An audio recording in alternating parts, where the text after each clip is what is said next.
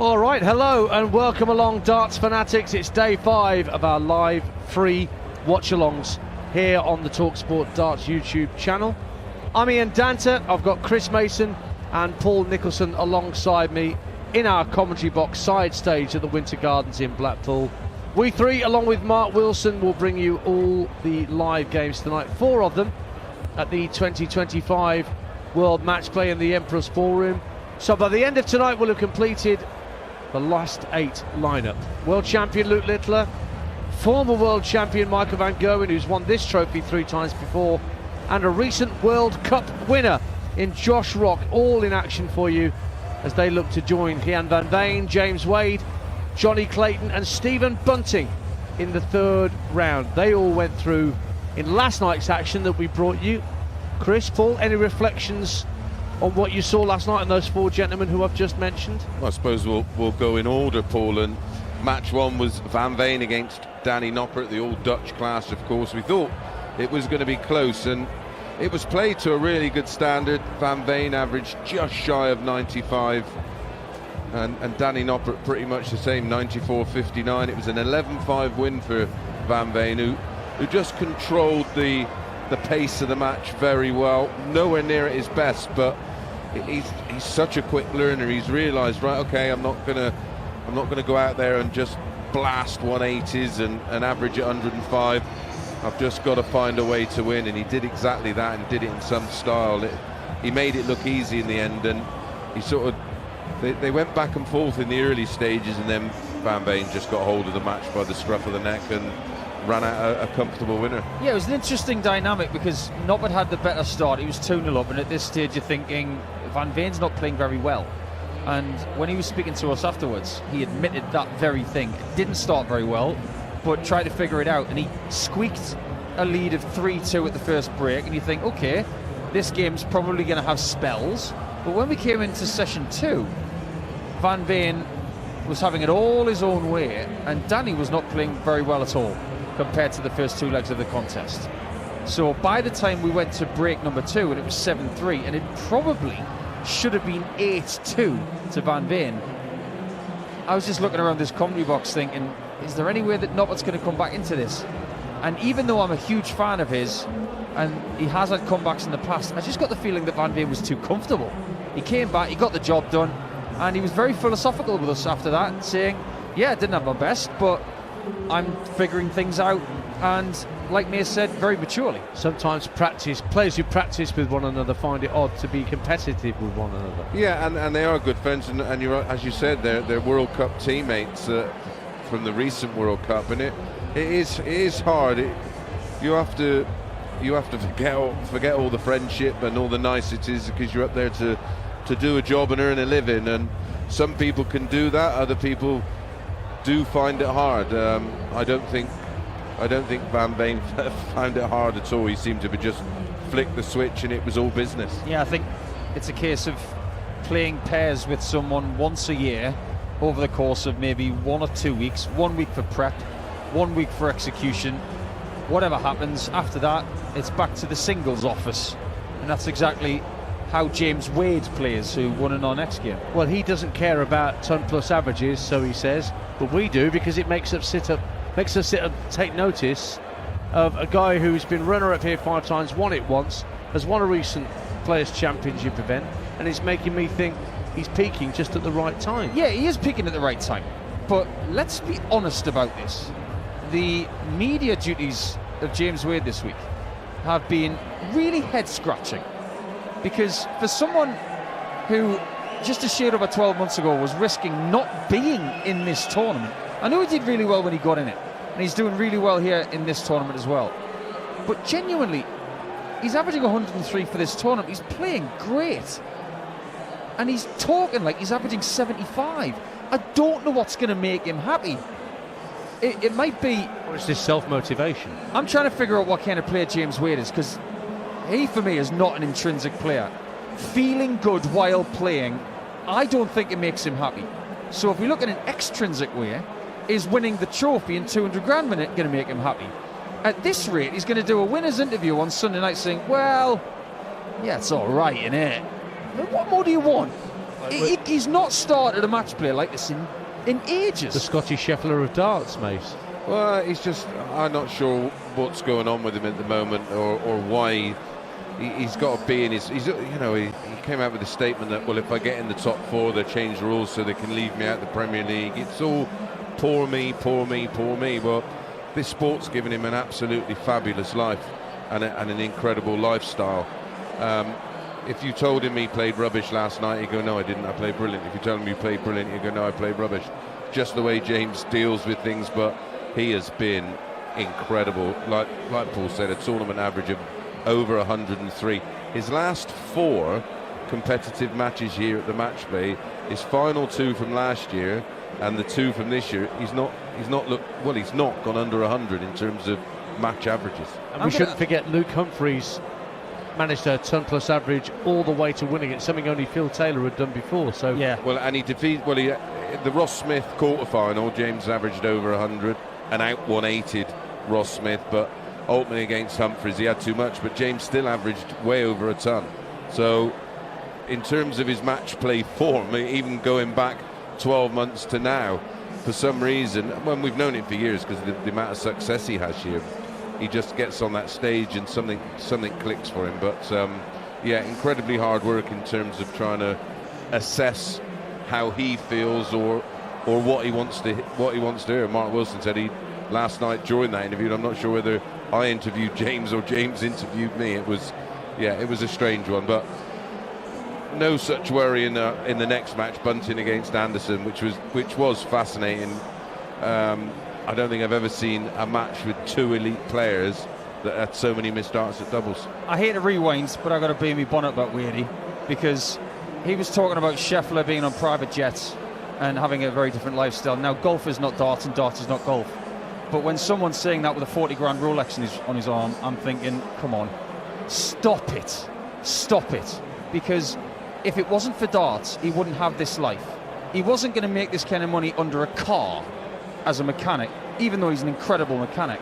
He wouldn't have met his wife if it hadn't been for darts. He wouldn't have the kids he's got if it wasn't for darts. And the success he's had. So I think sometimes James has got to remind himself of just what kind of life he really does have, and his fan base as well, because people genuinely like to watch him play. And if he thinks that he's under-recognised, come and have a chat with me and I'll tell you why you are recognised, because we talk about you every day. The reason he doesn't think he's recognised is because he doesn't even watch or listen to anything. Yeah, keeps his distance from us all. Let's get back to Bunting against Ando. When you look at the scoreline, to the uninitiated, you look at the scoreline of 12 cent and you think, oh, instant classic. And it kind of was. But what Mason's already said was it could have been 11-3 or 11-4 to what either of them. It was one of those kind of games. It was a match of missed doubles, and it went back and forth. And then Bunty looked like he was going to run away with it, and then back comes Gary, and then misses loads more doubles and ends up losing 12-10. It was bizarre, and Gary just, neither of them settled at all up there. It was either too much respect for each other, which can happen. You talk about playing friends or teammates. Sometimes when you're fearful of a player because of their form, and they've both been in remarkable form, you tend to go up there and you're too tentative rather than go out and be aggressive, and that's what needed to happen for me. But it is what it is. Bunting's through, and well, my fault in it. I picked Gary to win it. I think that was a really good bad game, because you can get bad good games. Oh, it was dramatic to watch. It was brilliant. It was a really good bad game, because we're talking about modern standards where 2 players averaged 92. They played 22 legs of darts, and when we went to 10-10, we had no idea who was going to win the game because of the fact that Anderson brought it back to 10-10 and Bunting was in the lead towards the end of that match. But you've got to give Bunting credit. When he's asked the question, he just seems to find some of his best stuff towards the end of matches, and this is becoming his reputation. I've got to give him so much credit for that. Yeah, you were talking about that in the preview show this morning on the talkSPORT Darts YouTube channel. We do that regularly, don't forget. On this particular page, we don't just bring you the watch-alongs, we bring you lots of interviews backstage with the winners of each match, and we also preview and review the action of this tournament as well in depth. over the course of about half an hour with these boys. Yeah, and if you like and subscribe, we'll do more of it, and we'll do it at the Worlds as well. Oh, too right and all. And there's plenty of interview content that we have outside of tournament play as well. So and all the features that are done hit in that between subscribe tournaments. button, and it costs you nothing. Nada. Not a bean. Johnny Clayton admitted that he didn't play as well as he did in the first round, but I guess he didn't need to, although Mike De Decker went on that 4-leg burst just to worry him a little bit later on in that game. Yeah, signs that De Decker is warming to elite darts life. Really nice to see, because I think Mike has got all the tools to kick on from where he is. I know that he's maybe going to be under pressure after the summer when he goes to defend his World Grand Prix title in Leicester. But as for right now, it is a measure of Clayton that even when he was off the top a little bit last night, he was still better than someone who was touted for Premier League darts at the start of the year. Yeah. Clayton is going to be happy with the way he was able to get rid of the game before there was any more trouble, and he gave himself enough distance in that game so he could weather that 4-leg storm from De Decker, because at times it really was borderline incredible from De Decker. That's what he's capable of. If he can find more bursts like that and improve on his bad legs, then we've got a top 10 player. But until then, he's going to be susceptible against the likes of Clayton. Yeah, in leg 13 he left 310 after 6, and then went 180, 130 out, treble 20, double 5, and then he went 180, 174 and hit the first treble 20 for dart 7 into the 9.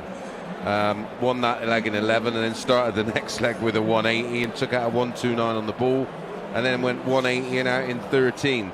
That little window is why myself and Paul have been telling you all about this fella for the last few years. We certainly were the least most surprised to see him pick up a major.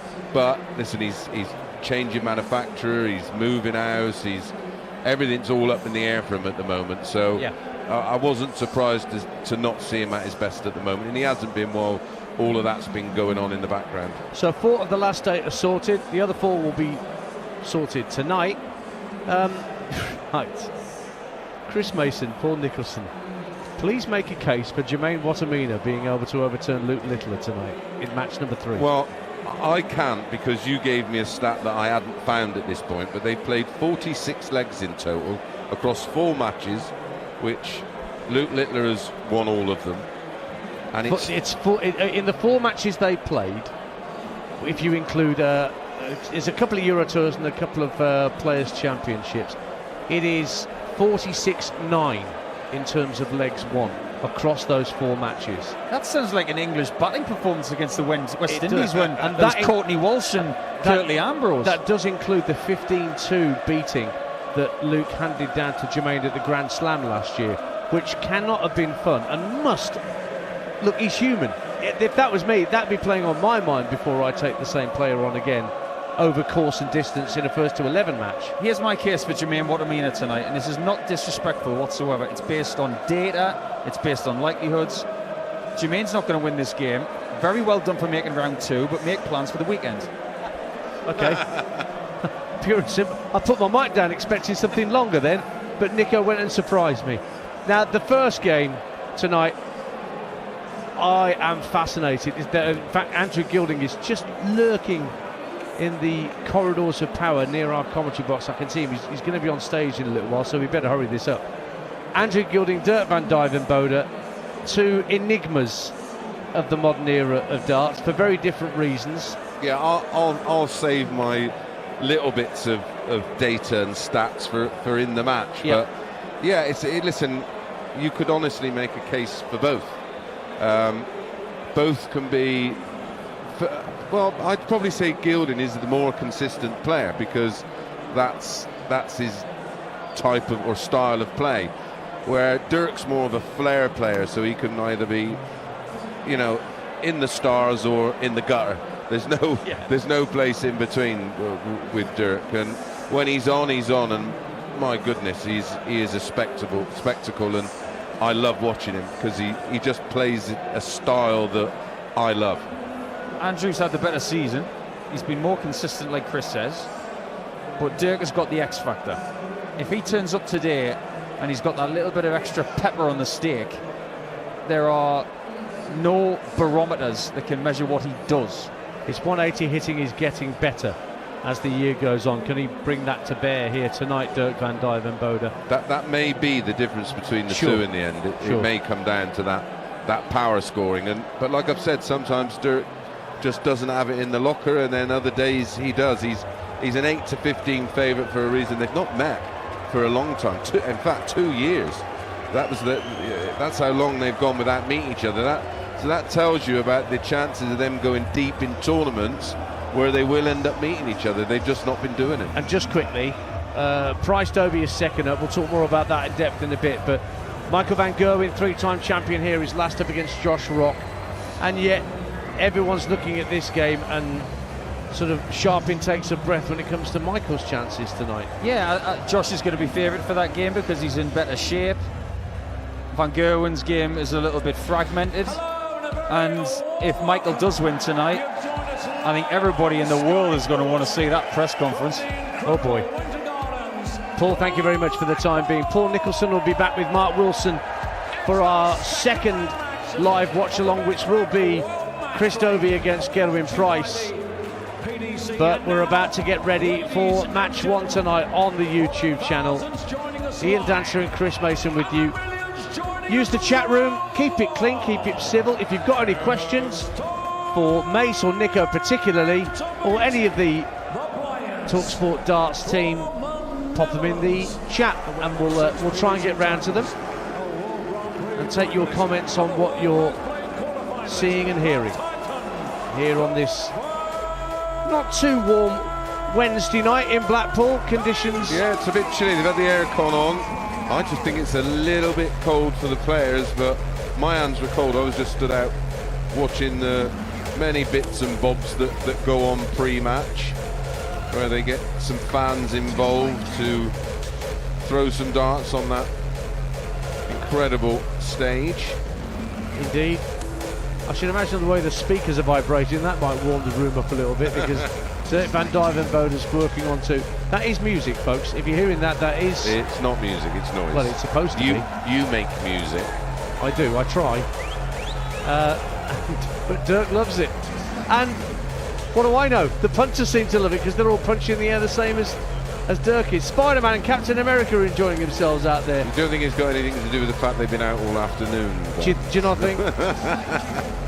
Anyway, the Ober Genius is on the stage and taking the acclaim. But he was one of the unseeded players to make it through. He beat Rob Cross to get to this point. Andrew Gilding, he disposed of Damon Heta to get through to this point. It was a really good game. And the man from Bungay, he's on his way to the stage with these slightly more melodic strains of Spandau Ballet pumping through the PA system here. Another sold-out night at the Winter Gardens.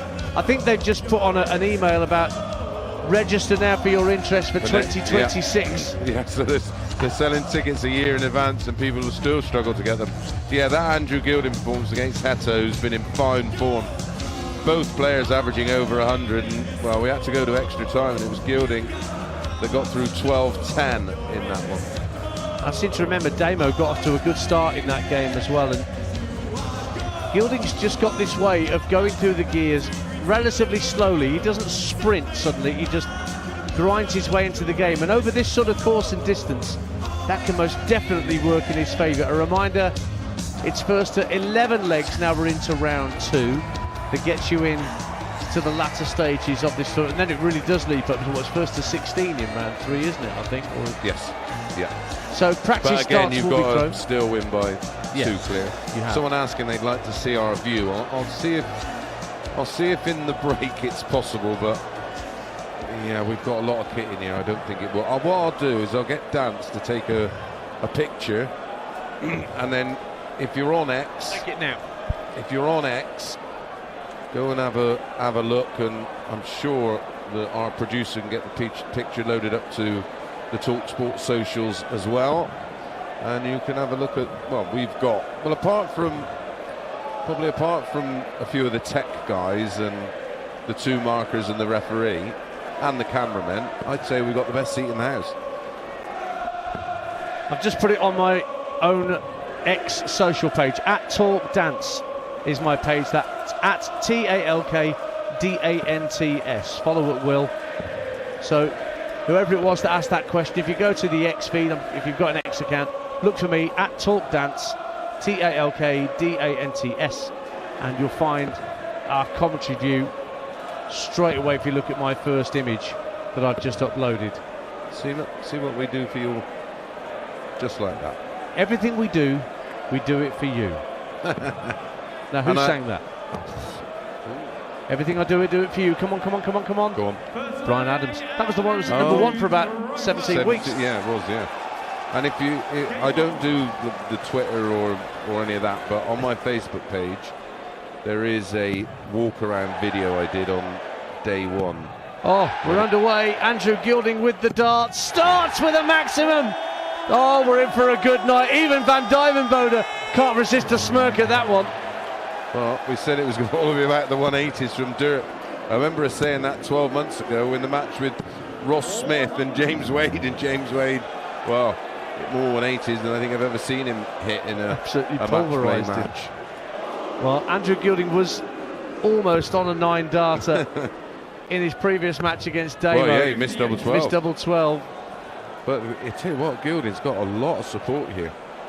It's lovely, isn't it? I mean, what a renaissance man Andrew Gilding is. When you think about the time span between his second and his third appearance here at Blackpool, it's about a decade, isn't it, between his second and third appearance. He's had this wonderful second win to his and literally a second win where he had a tour card and then lost it, then got it back, and then went on to win the UK Open as he piles in his second max of the leg. 83 left after 9. And up goes the thumb from Goldfinger. Yeah, Dirk won't want to see that thumb this often in the match. So for an 11-darter, treble 17 for double 16 for Andrew Gilding. Single 17 hit. So 66 left. Where's he going to go? Went treble 10 for double 18. Just inside, but he'll be back. A great start. Well, here's one from John White. Greeting, Chris. What's your favourite chippy? Well, unfortunately, I'm allergic to all types of fish. I only found this out last year. This is like Abigail Davis telling us she hasn't burped since 2008. There's things you find out with this team that shock you to the core. Double 9, by the way, for Gilding. Got it. 1-0 to Goldfinger with the throw here on the talkSPORT Darts YouTube channel. Yeah, you and fish do not get on. No, so I'm more of an Indian man, a non-fish Indian, or a non-fish Chinese, really. Great start from Dirk. He has the darts in leg 2, 1-3-4. So Gilding back in the red bit again. He's been practicing well. He's got these gold and black darts with a quite bulbous, and they've never changed. Barrel. They have never changed. No. You're right. Van Duijvenbode, much the slimmer dart, slightly tapers out towards the point. Yeah, it's more of a classic-looking dart, isn't it? But yeah, the black and gold is copied in the shirt of Andrew Gilding, who finds 2 single 20s. 60. Only a 60. I haven't met these two since the European Tour back in 2023, so it's literally almost 2 years, or just over. It is. Dirk won that by 6 legs to 2 when they met. Gilding's only win against Van Duijvenbode, but they've only met 3 times, so there's not a big spread to actually look over in terms of gauging how these two play against each other. It was another European event in 2022 where Gilding won his only game in a quarter-final. Yeah, well, I took a closer look at sort of a slightly smaller sample because they haven't played for so long. So I just looked at their performances over the last 6 months, literally 6 months to the day. Okay. Gilding 94.01, Dirk 97.66. Gilding, by the way, is in for another match. Well, he's 2.01. I think he's just realised he doesn't want to leave 21, so he cleverly goes down to treble 19 for a 177. And this gives a totally different look for Dirk on the 151, which he's not going to take.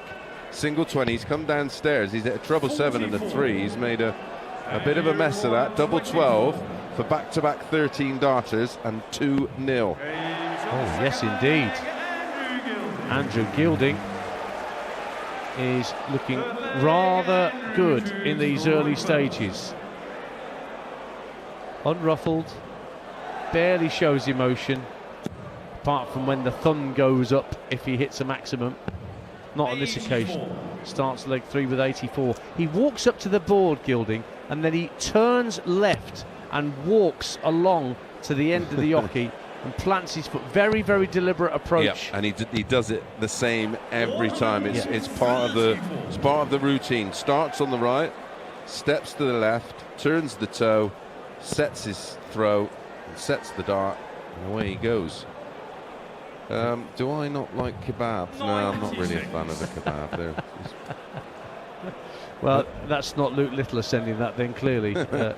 Luke's up later tonight against Jermaine Wattimena, one of our 4 second-round ties that we're bringing you tonight on the YouTube page. About do I have a celebrity crush? That's another story. I actually went out with one of my celebrity crushes a few years ago. No names, no pack drill. 140 from Gilding. Am I allowed to say mine? Yeah. Kate Beckinsale. Yeah, that's a shout. Say no more. Duijvenbode trying to get his feet into this tie, just trying to get himself established in this contest, because it's 2-0 to Gilding in a race to 11, and Gilding from 181, he's down to a finish. Again, he's got 2 treble 20s, so 61 left. And he went for 25, he's found it. His approach play has been outstanding. For the 3rd consecutive leg dance, he's left a double after 12. Well, long before that, he could have gone out in 11. He's not given Van Duijvenbode a double yet. He wants double 18 for 3-0. And he's got it. He has got it. Calmly. This is brilliant. Again, it's like Flash the Tortoise from Fingerbob. Slowly, steadily, I move at my own pace. And that pace is good enough for Andrew Gilding to get himself firmly in control of this second-round tie. Hypothetical question: if the PDC said every tournament from 2025 will be starting each leg with a double, would the players oppose it? Well, they can, but they won't get paid. No, this is one for you, Dant. Either of you got any advice for young, aspiring commentators? Aspiring commentators? Okay, well, the first thing, you have to love the sport that you commentate on. I think that's fair. You would, for example, you wouldn't find me commentating on horse racing or golf or rugby union, because those aren't sports that I'm in love with. I love football, I love cricket, I love darts, I love ice hockey. I would love to commentate on ice hockey. But again, that love for the sport then should bring you the knowledge for the sport that you love. But the thing to do is just listen to the commentators that you like and see what bits you can take from them and mould into your own personal style. Don't copy anybody, but there's commentators who I grew up with, like Barry Davis, Bill McLaren, who used to do rugby, Murray Walker from F1 and others. You take their enthusiasm and their knowledge and you roll it into your own little personal package. But also, if you can get into working for, if you're talking about football commentary, non-league clubs who want somebody to just stand with a video camera at the side of the pitch and commentate on a game. Yeah, because they have their own little radio. Exactly, their own little TV stations and radio stations. Best thing you can do. If you and then to practice, I used to watch a match and then just record myself commentating on it and then play it back. And had a reel-to-reel tape recorder that did that. Into leg 4 of Gilding van Duijvenbode here. And this is a poor one, Dan. Gilding wants 110 after 12. What's going on? What's he playing at? His average is plummeted to 111.41. Game's gone. 90 left for Gilding. Will he go bull tops? No, he went treble 14 and hit a single. And then he hits treble 16. So he is on a 13 darter. A 16 darter, rather. Van Duijvenbode, though, can get his first leg on the board. 92. Oh, he went double 18 and missed it. So double 12, which he's already hit in one dart in this match. Not this time. Double 6 needed. Double 6 found. And 17 dart, and it's the double break of throw. He's 4-0 up. Although we didn't think this was going to happen. We effectively said it could. Van Duijvenbode is just looking at the floor from the rear of the stage, watching on as Gilding starts leg 5. He has yet to have a go at the outer ring. He tried to go double-double with the 18s there in that last leg, Van Duijvenbode. Yeah, it's the right shot. But he's not had a genuine go at a double so far tonight. And now he's starting to throw the darts with that sort of slight disdain. Well, The speed between dart 2 and 3 is quickening. Yeah, he can get a little petulant when it's not going his way, can Dirk. And Gilding's probably the worst player in the world to do that against, because he'll just feed off any negativity. It's funny that I spoke to Michael van Gerwen about that, and he didn't feel that he could feed off the negativity he got from Barney in that tie. But the old, night. the prime version of MVG would have. It'd have been. Yeah. He was very much like Taylor in that regard. If it was a race to 10, he'd want to beat the 12-0. That's Taylor all over. 3-5-6-5 Van Duijvenbode. Gilding 201. He is coasting to a 5-0 lead. Van Duijvenbode just cannot get it going. Not only has he not got a dart at a double, he's not got a maximum. Gilding's already got 2, leading that metric, and he's got 67% on his doubles. Dirk's finding it very hard to get into the match. You know, when you're playing someone who starts off with 3 13-dart legs, for one, they're forcing you into 12-dart legs, and you know that's a rarity at the start of a match. So he's been put on the back foot from the B of bang, and he's just finding it hard to get going. The 154 is on for Gilding. Oh, misses treble 18. Should go back to the treble 20. There's 76 left. He did try. He will come back for 56 to go into the break, which we won't be taking. 5-0. So if you've got any questions, we will try and answer as many as we can. Yeah, pile them in now in the break, because we won't be coming off air for the break. 56 for Gilding to lead 5-zip at the break. Tops he needs, and tops he gets to go 5-0 up with an average of 102. Dirk van Duijvenbode stalks off the stage. He just doesn't know what's hit him. Well, it's the gold standard from Andrew Gilding. He's not quite halfway to the last 8, but as near as damn it. Boy, oh boy, has Van Duijvenbode got to improve. It's 5-0 then to Andrew Gilding here on the talkSPORT Darts YouTube channel. Remember, we've also got streams of Chris Dobey, Gerwyn Price, Luke Littler against Jermaine Wattimena, and Michael van Gerwen against Josh Rock to come tonight, with myself and Mason, with Mark Wilson and with Paul Nicholson. Anything that's come in? Well, that was a 72 5-leg blitz. 72 darts was all that was used to get to 5-0. Someone said about mentioning Sid. No, we were talking about, Dance was talking about commentators that he used as inspiration. Well, Sid's definitely. Well, look, Sid was. I remember him in Indoor League, because he formed Indoor League with, He with Fred Truman. He was the producer on Yorkshire Television. Yeah, it was his idea. And also wrote Joss's Giants. He did. No, look, you can't. You're right. I should have mentioned Sid, especially as we're here. But there were other great commentators who did the darts. Dave Lanning, John Gwynn, and Dave Lanning, who was also brilliant at Speedway. That's why he started in Speedway. Yeah, because I used to watch him on World of Sport when ITV used to have Saturday afternoon sporting programmes like the BBC with Grandstand. So look, you can take your inspiration from commentators in any walks of life, but the main fact remains: whichever sport you want to commentate on, you've got to love it first and have a thirst for it. And you've got to have a knowledge and be a fan, you know. Yeah.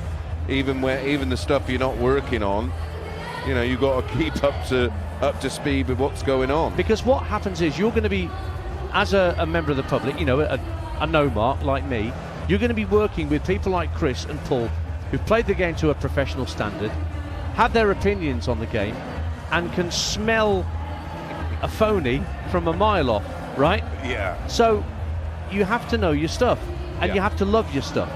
So don't go into a sport that you don't like. And and what that does, though, is it creates a bond and a friendship, that because you trust each other, and when you are working with anybody in the commentary box, if you don't have that that trust. I can hear it when you've got two people working that they're not sure about each other. Yes, that's very true. And there's the old maxim as well on commentary: fail to prepare, prepare to fail. Absolutely. Well, that's life. I mean, I go to a football match, for example, folks, and my intention walking into that ground is that I feel as I need to know as much about that game as anybody else in the stadium, including the analysts that work for, you know, either club. And I've seen Dance's notes for a football game, and they are ridiculous. It's mind-blowing. It's just A4 page after A4 page after A4 page. But the point is, you don't use all of those notes. But you need it there. Yeah, you need it there just in case. For all the subs, even exactly. The linesmen, where they've played, who they've played, every player that could possibly... I mean, how many players potentially could be on that pitch? Well, exactly. There's 22 that start, and there could be another 10 that come on as substitutes. The point is that I would probably only use 5 to 10% of those written notes that I've got during a game, because my job to the listener is to actually watch with my eyes what's going out on the grass in front of me on a football pitch, or what we're bringing you here on stage at the Winter Gardens in Blackpool. And you know, you describe what you see, you paint the picture. Who do you both support in football? He supports Birmingham. I do. I don't really support anybody. I'm not the biggest football fan in the world. I will sit down and enjoy a game of football as a neutral. Obviously, I support all the home nation sides in European football, and obviously supporting the Lionesses right now as they've reached, well, it's back-to-back finals, isn't it? They have, and they will take on the winners of Spain and Germany, who are playing this. Their game starts in less than half an hour on talkSPORT tonight. Spain against Germany in the Women's Euros. Right, we're back underway here at the Winter Gardens into leg 6. Normal service resumed, Dance. Because Gilding hits at 140. 140 to start the leg, and Van Duijvenbode can't break a ton. Someone asked if anybody ever come down from 5-0 before. Yeah, even come from behind with a bigger separation than 5 legs. Have you ever come back from 5-0 down? 4 sets to 1. Right. So probably even a bigger task than 5-0 in legs. That was at the Worlds, obviously. Yes. Against Martin Adams. Oh, Wolfie. Yeah, that's a 6-4 in the tiebreaker.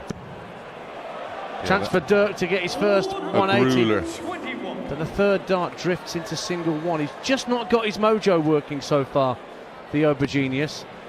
Whilst Gilding, just completely oblivious to what's going on in Dirk's game, is just plodding on. Although Van Duijvenbode, with the darts in this 6th leg, 5-0 down, is first to a finish. 147. He's got one treble 19. He went for treble 18 and missed that. 95. So he's got 95. That's George Noble, you can hear calling out the scores. We're going to try and have a word with George tomorrow, aren't we? If we are, yes. Can. We're going to get him in because it's this his will final be match his play. be his last World Match Play and his last World Championships, which I'm pleased to say he will be doing the final, a fitting swan song. Double 16 Van Duijvenbode to get a leg on the board. No, that's his first 2 darts at a double, and he's missed them on the outside. But he's lucky in that Gilding is having a poor leg by his standards tonight. 181 after 12 darts for Goldfinger.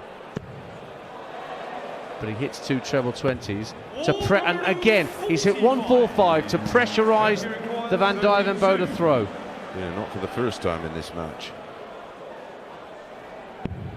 Outside again, getting closer, gets the double. An 18 dart hold puts Dirk's first chalk on the board. Julie, I'm not sure what you're on about.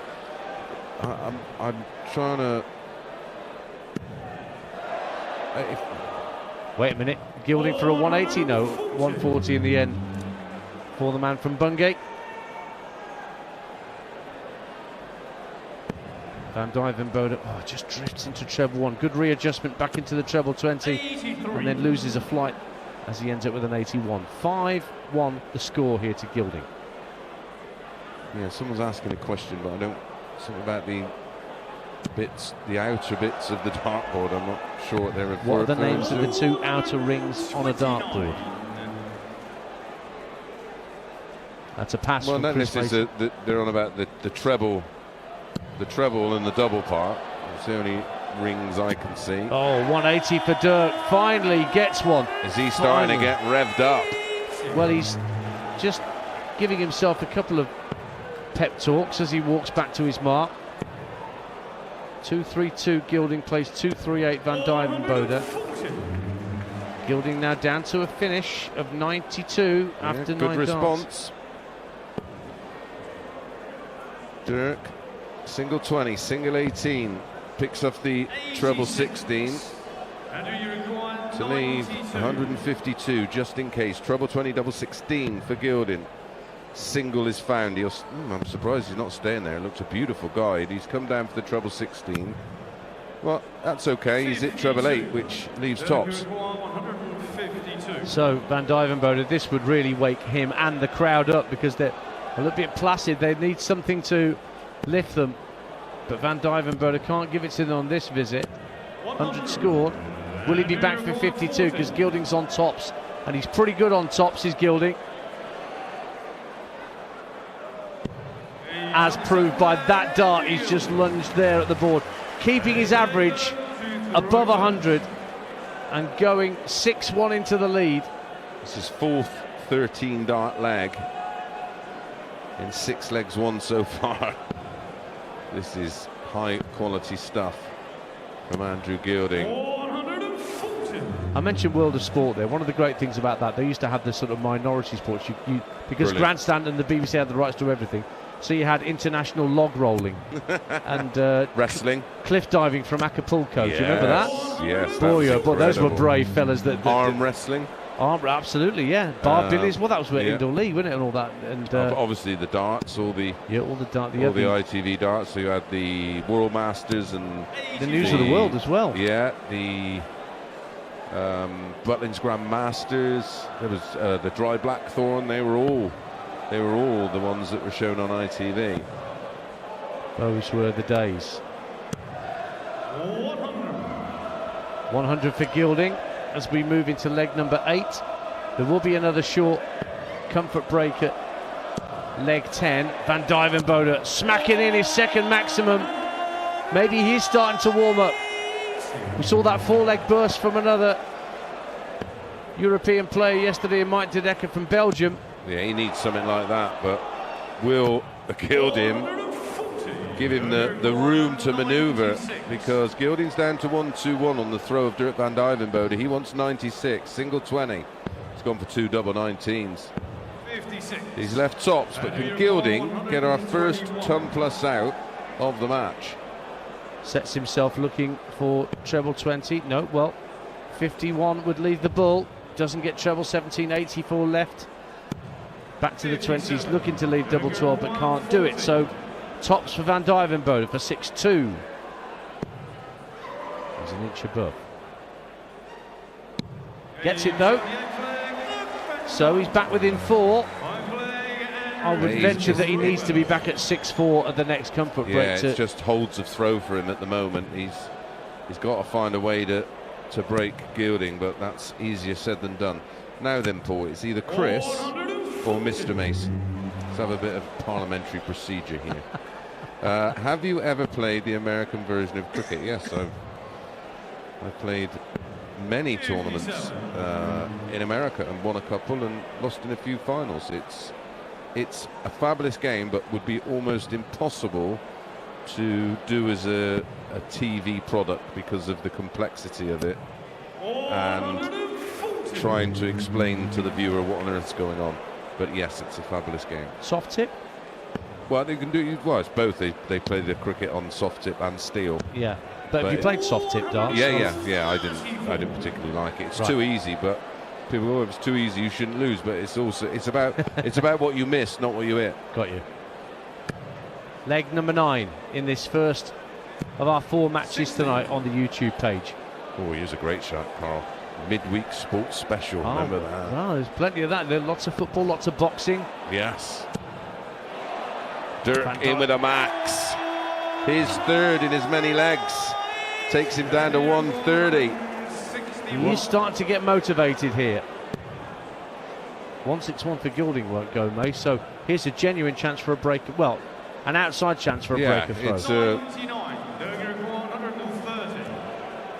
It's a toughie. Under the circumstances, it's even tougher. Single 20, needs a treble, doesn't get it.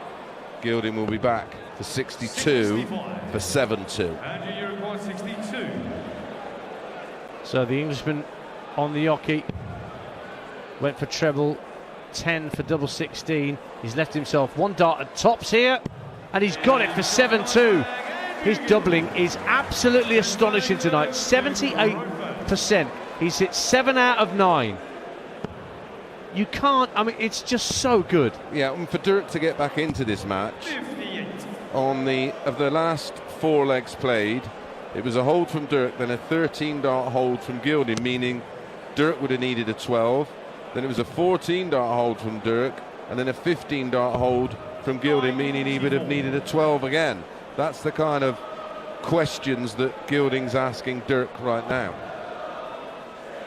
So the best that Dirk can hope for at this upcoming mid-session break is 7-3 in Gilding's favour. Oh, 8-2 would be an absolute disaster. Gilding is not leaving the red bit alone on this visit. Another maximum. Up goes the thumb. 3 maximums apiece. And he allows himself a little smile, does Gilding.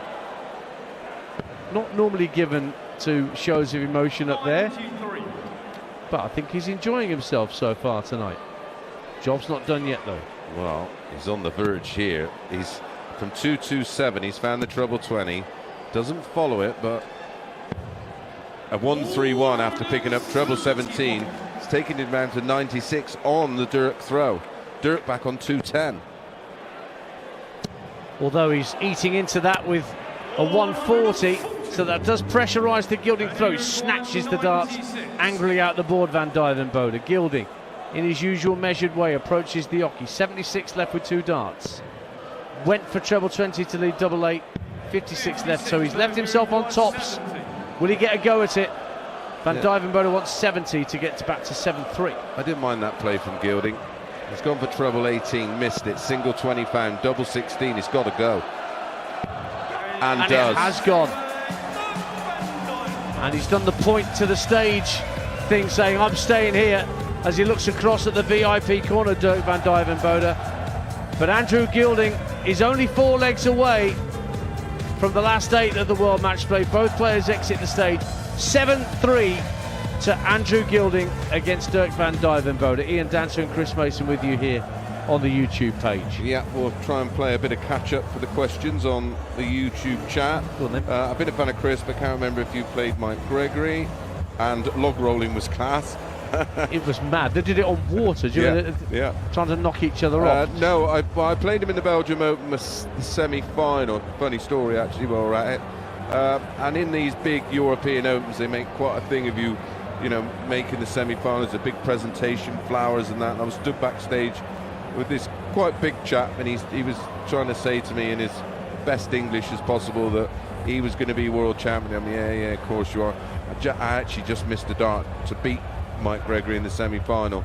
I think I would have played Stefan Ekelaar, who beat Barney in the final, but not to be. It was Barneveld of all people.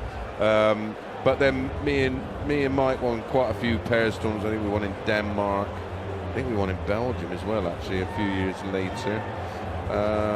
Any more? My darting hero yet was Eric Bristow. Was best man at one of my many weddings. Would you like to see Celebrity Darts TV? No. Well, we had a bit of that just lately. We had that Hyde Park thing where you had Joe Schwash and darts outside. What could possibly go wrong? Well, apparently it went out because it was quite a still night at Hyde Park, so it wasn't too bad. I think it's such a tough sport. I think any of those, like, if they're dart players, so if you had, you know, I know there's a couple of cricketers, a couple of footballers who are very good. There's a couple of snooker players that are very good. One of them's not Sean Murphy, by the way. I think then it would work. It's like Soccer Aid. You know, you got certain celebrities or sportsmen or ex-sportsmen that keep fit and enjoyed playing football and sometimes played in a Sunday league side. But with darts, I don't see the point in it. There's a question that's coming here. Since 9 darters are relatively common now, should they go up to 701 and have a £1 million prize for the first televised 12 darter? Well, no, I've got a better idea than that. So I want to create a tournament. The top 64 in the world, they're all in a room, you know, at the back of the auditorium or whatever venue you have. In a pen. In a pen, right? So you have a stage set up, all the crowd. Barry Aaron goes up to do the first draw. He takes a name out, he shows it to the MC and a camera, and you hear their walk-on music, and they come out, and then he puts his hand in, draws out another one, and their ball goes, you know, on a plinth. Yeah. Their music comes on, they come out. The winner then goes into a winner's bowl or whatever, and then the guy who's won draws out the next two, and you do just that. One leg of darts. One leg of 1001. So right. We could have the most 180s ever seen in a one leg of darts. We could get the best leg of 17 darts or the best leg of 1001. And you just do that until you've got a winner. I think that it'd be like a snooker shootout type thing, but more dramatic, because there's no draw. The draw's done live by the guy who's won the last game.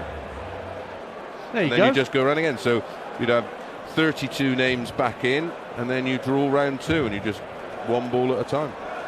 Straight away, Carl says, good idea, Chris. That will work well. There you go. I think it's a TV spectacle. I think it will be incredible, because you imagine the tension, the drama. Nobody knows who's playing who until their music starts, and you've got to walk out that room straight away. So you've got to be ready at all times. Yeah. You can't just sort of sit around and go, oh, it might be me, it might not be me. And you imagine having a camera in there watching all the players absolutely stewing. I think it would make great TV. Quick question, says Scott, what tournament is double start, double finish? That's the Grand Prix, which Mike De Decker won last year, and that takes place in September, I want to say, this year. October, in Leicester. We now have 15,000 subscribers on the channel. Thank you very much to each and every one of you. We salute you all. And we salute Andrew Gilding for popping in a maximum at the start of this final mini session. He's 7-3 up on Van Duijvenbode in a race to 11 to reach the last 8 of the World Matchplay. And Gilding's consistency, both in trebling and doubling, is stupendous so far. So good. Yeah, he'd be a match for absolutely anybody right now. Averaging 105.76, 7 out of 9 on the doubles, 78%, 4 180s, 13 140s. That's more than twice as many as Dirk van Duijvenbode has produced.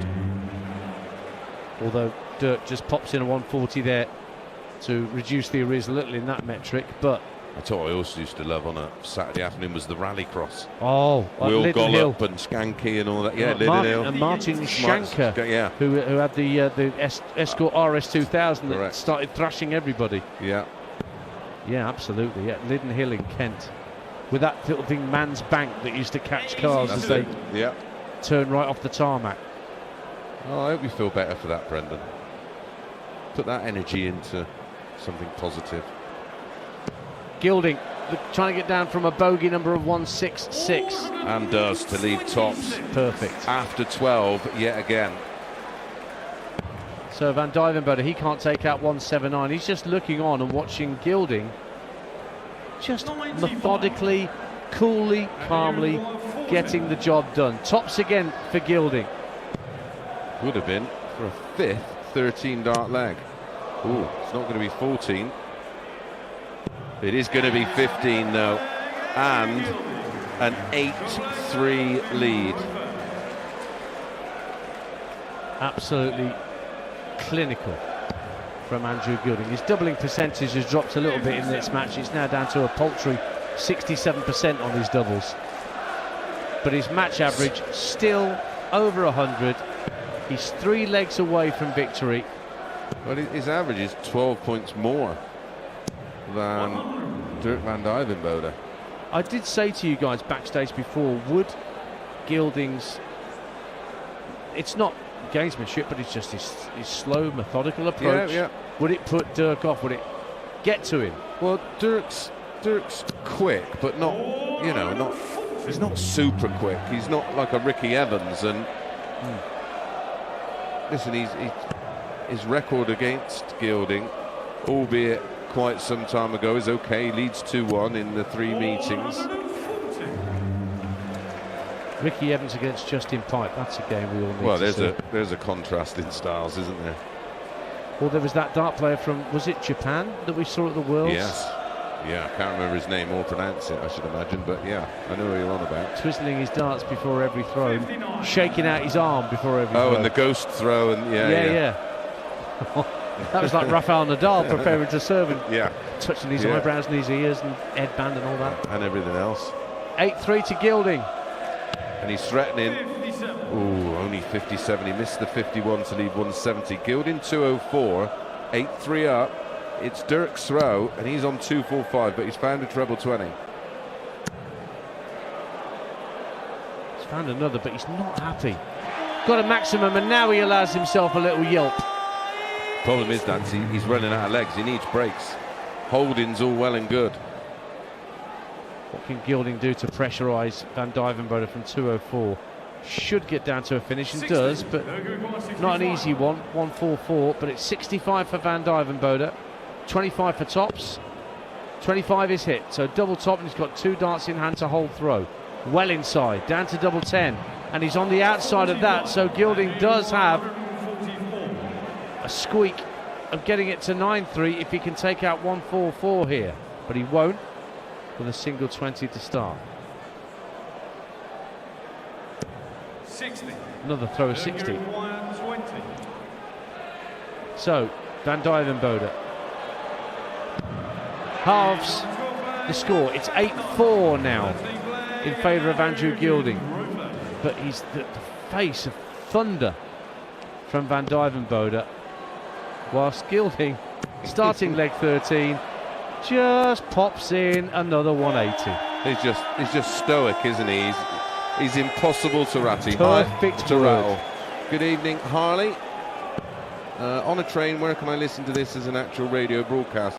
Well, normally it would be on the talkSPORT Darts, the talkSPORT app, but for tonight, the Darts is only on our talkSPORT Darts YouTube channel, unfortunately. But download the app anyway for future reference. Yeah, because we'll be on talkSPORT 2 tomorrow night and for the rest of the This is a tournament. name you probably wouldn't be aware of, but Ricky Evans versus Terry Down. Tamp TV's just Terry Down was possibly the slowest player ever. He was the guy that Jockey Wilson was playing, and he got a chair and sat down in between throws. Did he really? Yeah, he did. Yeah. He actually made a few TV tournaments to Terry. He was from down by where I used to live in Tiverton in Devon. Ah, a good old jockey. 81 left for Gilding to get to 9-4, but Van Duijvenbode coming down from 2-7-2. Well, he's down to a finish. He wanted a maximum, desperately wanted the 180. He's got to make do with the 140, but Gilding, treble 19 would leave double 12, single 19 hit, so 62 left. 12 leaves bullseye. Oh, he's well off, hit single 1, well into single 1. So which way? Ball, double 16, Well, 25, treble 19 ball. This is the champagne shot, as they call it. You can It go a number is. of different ways. Right, 25 hit. Only hit single 19 though. 64. Chance has gone. No, we've played 9 legs of sorry, there've been 9 180s and we're on leg 13. Tops for Gilding. Just inside. Double 10 for 9-4. He's missed it. I think that's the first time he's visited the board and not cleaned up the leg In by that the end of turn, that visit. That feels about right. He's still at 53%, which is outstanding. Treble 20 is found, double 4 gets it. 14 dart. Well, that was big because that is a breaker throw, his first breaker throw in the match. And in this session, he's now averaging over 100, Van Duijvenbode. In the first couple of sessions, he was nowhere near that. He's dragged his whole match average into the 90s as a consequence of that. Yeah, this session it's been a dip. This session he's Gilding's averaging 93. Gilding, as you said, 100.4. So there is a shift. This game is far from over. Got to keep holding though. Yeah, holding is any breaker throw for Gilding is a disaster. And you see, as he starts his leg, Van Duijvenbode with 60, Gilding calmly comes back with a 140 to have an advantage And Van Duijvenbode is really having to think about this and really have to consider the game position. And just having to really get those thoughts concentrated and not let this slip away from him. Did get a treble on that visit, but only an 80-odd scoreline. Whereas Gilding, is he looking for another 140? He gets 83 himself. Just drifts that final dart into treble 1. Yeah, but he's 80 in front of Dirk on the Dirk throw. 278 Gilding, 358 for Dirk, but he's found one treble 18 on cover. So Gilding really has stolen the darts here in this leg. Yeah, he's only 12 points behind less this visit as he heads toward 9 darts played, but he's missing a treble so far. Oh, great treble 18 at the end of the visit from Goldfinger. Yeah, just keeps him with that 82-point lead. Single 20, a top wire, comes for cover, had to on 266 and 2 treble 19s, takes him down to 132 again. Yeah, he was there in the last leg. Gilding from 184, down to a finish straight away with his first dart in the treble 20. 104 left. Oh, the first indications of a little bit of pressure in the Gilding throw, a little lift and a bit of shoulder. Ball is hit, needs another. Opts for 42 for tops, finds treble 14. Oh, pulled terribly. Yeah, really underpitched. Double 10 of weights if Gilding can't take out 103. Starting on treble 20, got it, 11 for double 16. Actually went 3 for tops. Gilding for 9-5, hits tops to punish Van Duijvenbode. And he's 2 away from victory, Andrew Gilding. Well, what a time to find your first ton topper in terms of finishing. Takes the 103 out of 15 dart. Break of throw, instantly responding to being broke the leg before, and he started this leg with 2 treble 20s. Doesn't fill it, but Dirk's head will be spinning. Scrambled more than the egg I had this morning. That one's logged. So 9-5. Andrew Gilding inching towards. Nothing wrong with a bit of plagiarism, is there? No, not at all. What was it Mozart said? Good composers borrow, great composers steal. Might have been Mozart, might have been somebody else who nicked it off him, I'm not sure. Anyway, you take it. I'm not charging. I wouldn't dare charge you. 140 for Dirk. He's trying to digging in, hang on to Gilding's coattails. 6 darts apiece thrown. 261 Gilding plays 265 Van Duijvenbode. It's on the Gilding throw, this 15th leg. Well, he's starting to catch him now in every metric. It's 5 180s for Gilding, 4 for Dirk. The 140 line, 17, and now Dirk's up to 10, so he's only 7 adrift. But in scores between a ton and 139, Dirk is 14-11 up. And for treble 16 on a regular visit, which is interesting from Van Duijvenbode, but he can't get down to a finish. He's 178. Gilding again, is that dart is starting to drift a little bit away from the target. Well, he's getting a bit of shoulder in it, but he's recovered beautifully with 2 treble 20s. He's down to 82. Dirk can't finish on 178, so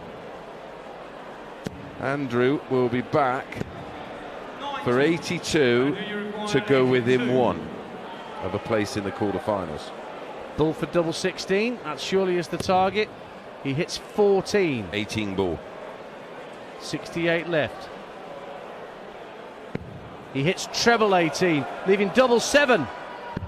Oh yes! How about that? To dig yourself out of a tight little situation. 10-5 to Andrew Gilding, a little shrug to the crowd. He may not have meant that when he first stepped up to the hockey, but he took that out. That's the business from Andrew Gilding. Well, I know it wasn't as big as the 103, but equally as important, and the double 7 was absolutely middled to take him to 10-5 up. And how many treble 7s has Dirk hit tonight? Yes. I'm trying to go for the 19s. Maximum from Gilding. Up goes the thumb. Dirk looks like he's just had his favourite toy taken away from him as a 5-year-old. He's got that impudent look on his face. After a match, players, whether they win or lose, they go backstage and throw, or do they just leave it until the next day? Some do, but 99% will literally, they have their media duties. After a match, you're probably not finished doing your media duties for what, an hour and 15 minutes probably? It can be that long, depending on who you are. Yeah. It can also be 10 minutes, depending on who you are. No names, no pat drill. Gilding is 224 points away from victory here. 10-5 up. And at the hockey on the Van Duijvenbode throw. Can he get down to a finish from 2-2-4? Well, he can, thanks to a treble 19 at the end of that visit. Van Duijvenbode. Well, he's still left himself a bit to do on 1-4-2. He may have to serve it out in the next leg. 2-12 for Dirk. Finds a treble 20. He'd love to fill it to leave double 16. That's not going to happen. Only a ton, and he's desperately disappointed after dart 1. So for the match, 1-4-2 required. That won't go. He hits treble 5 again, slightly wayward. But again, a great readjustment from Gilding back into the treble 20. And then single 17 leaves him just outside a double. He's got 50 left to win the match if Dirk can't take out 112. Well, he's just on the top wire. He'll stay there. Oh, that's unfortunate. Any little bump off that dart would have been in the treble 20. That had a dip at double 16. But it is 50 for Gilding for a place in the World Matchplay quarter-final. 10 for tops. Andrew Gilding underneath by quite some distance. Back to 10s then for a double. And he's outside the wire. Looks nervous. Yeah. He's playing like it's 10-9, not 10-5. Tops for Dirk off of 52. Misses, double 10 needed. Ooh. And he's missed. So Gilding's back in again. They're both on double 10. He's missed 2 match darts. What's he like with the next 3 in hand? Well inside double 10. Up for double 5 is Gilding. He's got that. And it's an 11-5 win, and a convincing 11-5 win for Andrew Gilding, who once again averages over a ton in getting over the line. Dirk van Duijvenbode just couldn't live with Andrew Gilding's blistering start, and his 180 hitting and his finishing, which started incredibly, did tail off a little towards the end, but Goldfinger won't care. He's through to the last 8 again here at the Winter Gardens. Yeah, 11 from 21 on the doubles, 52%. There was 10 180s in the match, 6 of them for Gilding, and that goes against the grain completely when you look at the most recent stats. The 140 column for me, I mean the 180s, the timing of them were great, and Gilding's approach play where he was scoring them 140 pluses, the 145s, the 177s, etc. For me, no doubt about it in terms of the right winner. He won that. He won every element of that game and deserves to go through to the quarterfinals, winning 11-5. Well, you'll hear from Goldfinger in the fullness of time on the talkSPORT Darts YouTube channel, but we will bring you our next stream very shortly. Just look for that, where you'll see the images of Chris Dobey and Gerwyn Price. That's our next second round tie. Mark Wilson and Paul Nicholson will bring you that. And still to come, we've got Luke Littler against Jermaine Wattimena and Michael van Gerwen against Josh Rock before the night is out, as we will confirm the quarter-finalists for the World Matchplay 2025. But stay with us for Price against Dobey next up.